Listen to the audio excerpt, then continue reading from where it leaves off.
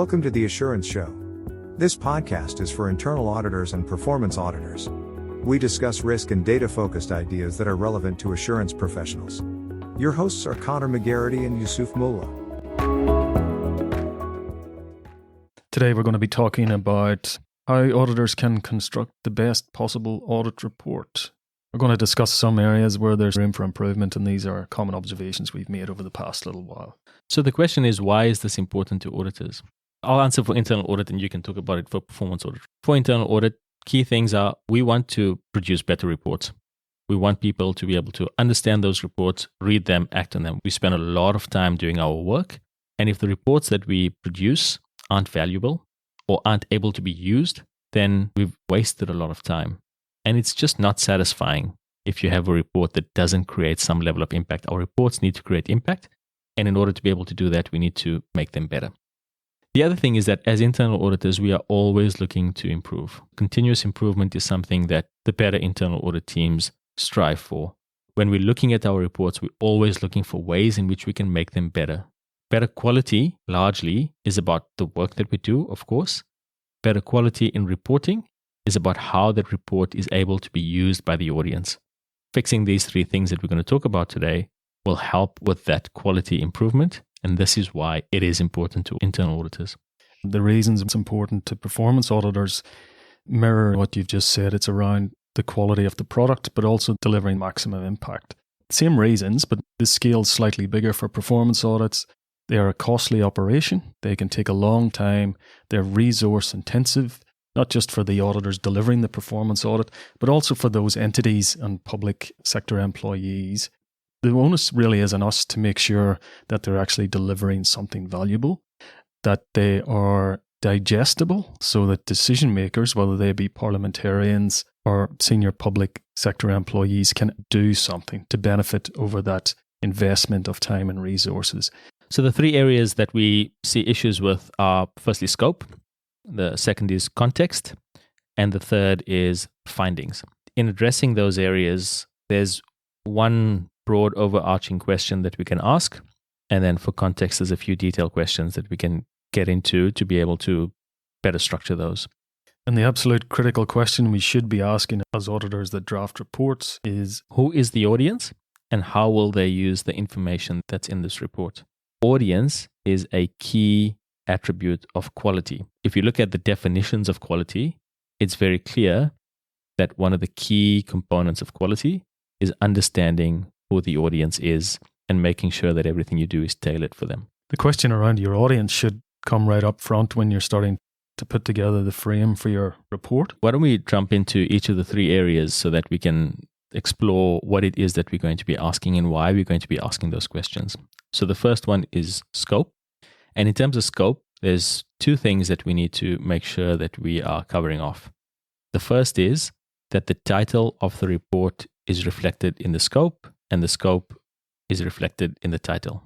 And setting the title, making it succinct yet detailed enough for the reader to understand what the audit's about, that's not always that easy to do. If you put the wrong title out, you create an expectation around what is in the report.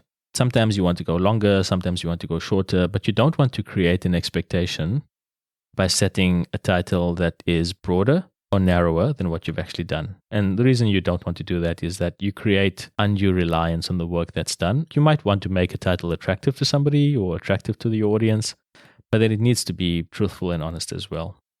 The other thing is that you don't want to set a title that's too narrow or too broad, because you might not get people reading it that you want to read it. Within the performance audit world, often we want public sector entities that may not have been involved in the audit, individuals in the public sector, to read those reports to get that understanding. And often the first thing that people see is the title of the report. And then the second thing is that we need to include what's out of scope. And saying what's out of scope helps the reader to understand what is and isn't in scope.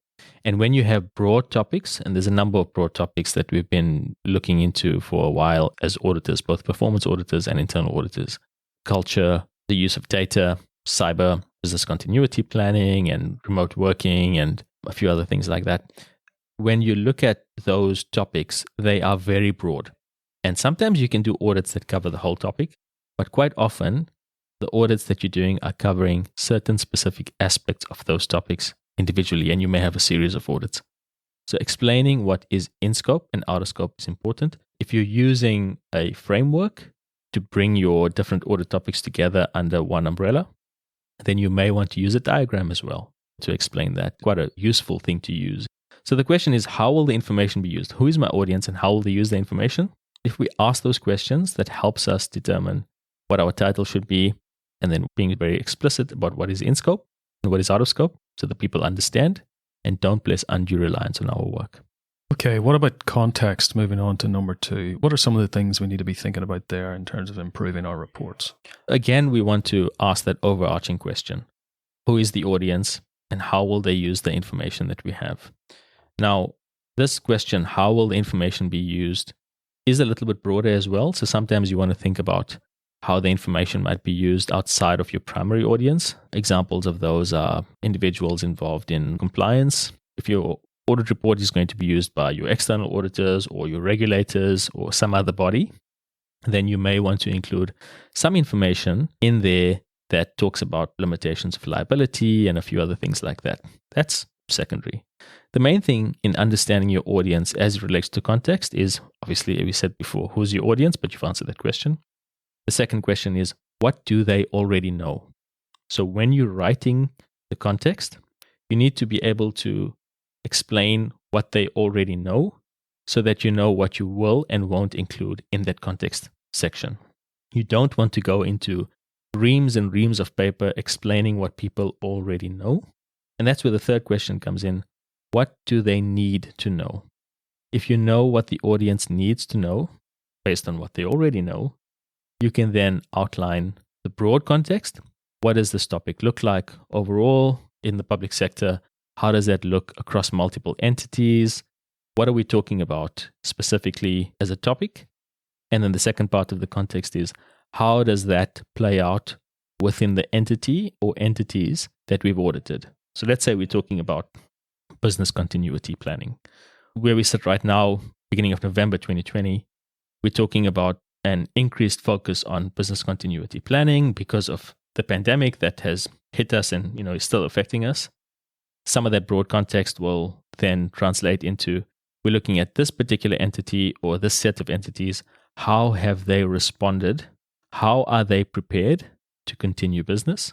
So how are they prepared to do remote work? Do they actually have proper plans in place?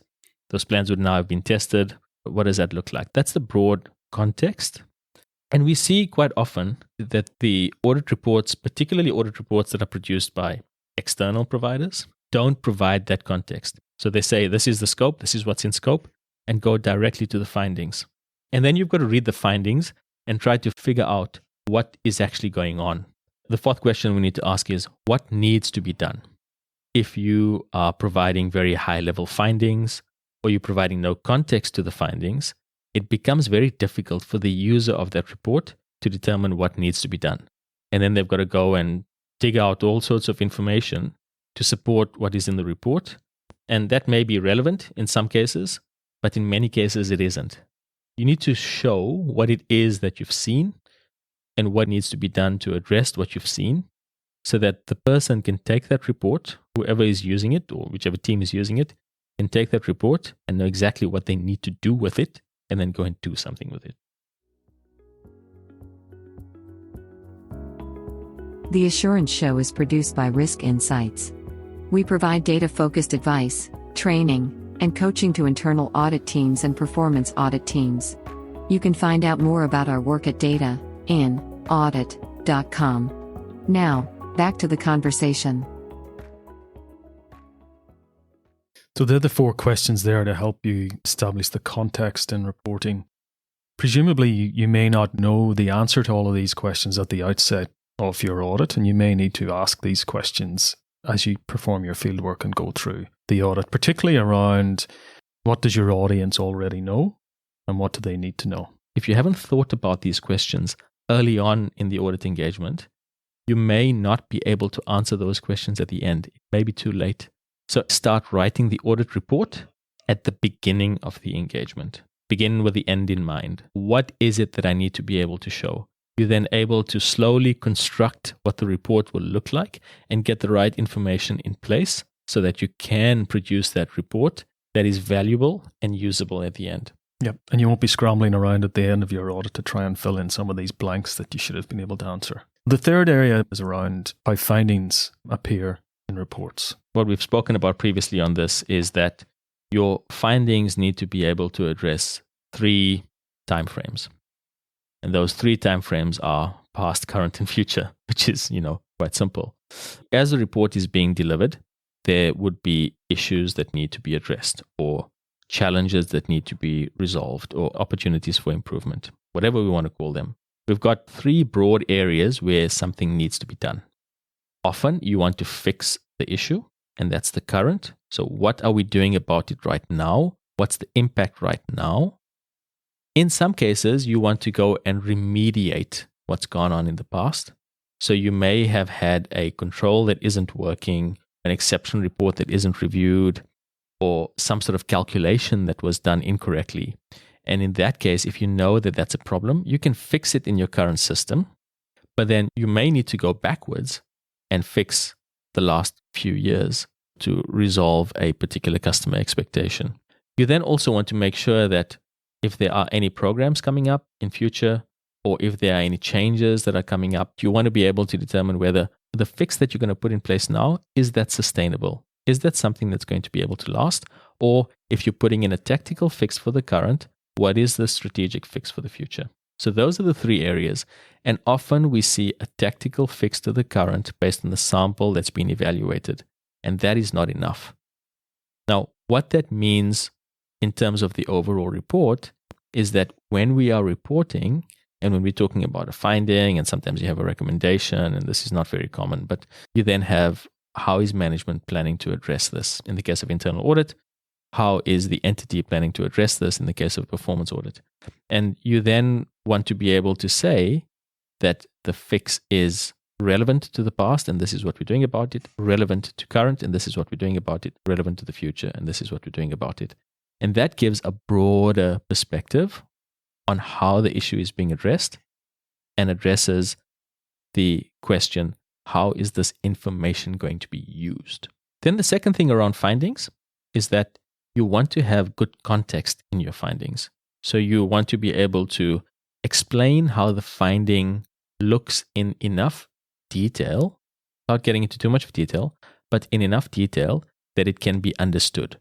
For example, benchmarking enables people to understand what the finding looks like relative to others, because risk is usually relative, particularly when you think about it in terms of timeframes. If you are able to show what other entities or similar entities are doing, then you're providing the context to the findings that enables the reader to understand how this looks relative to others. Why that's important is that it's very difficult to risk rate something, and you risk rate to be able to prioritize. It's very difficult to be able to prioritize something if you don't show how other people are doing something similar. And this is not necessarily something that has to be done with every finding or every report, but if you can, that's very useful information.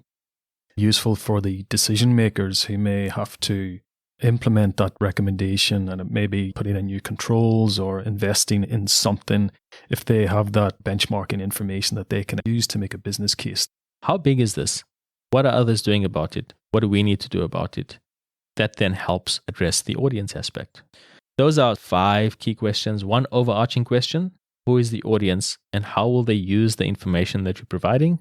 And then for context, and that's context individually and also context within findings, who are they? What do they already know? What do they need to know? And what do they need to do? Those are the 4 questions we need to ask. Taking our scope to align with the title, making sure that we cover off limitations of scope as well, or what we have not included in scope, and diagrams are useful for that. The broad context under which the work is being done, the specific context that relates to the entity, and then improving on our findings. Thanks, Yusuf. Thanks, Connor. If you enjoyed this podcast, please share with a friend and rate us in your podcast app. For immediate notification of new episodes, you can subscribe at assuranceshow.com. The link is in the show notes.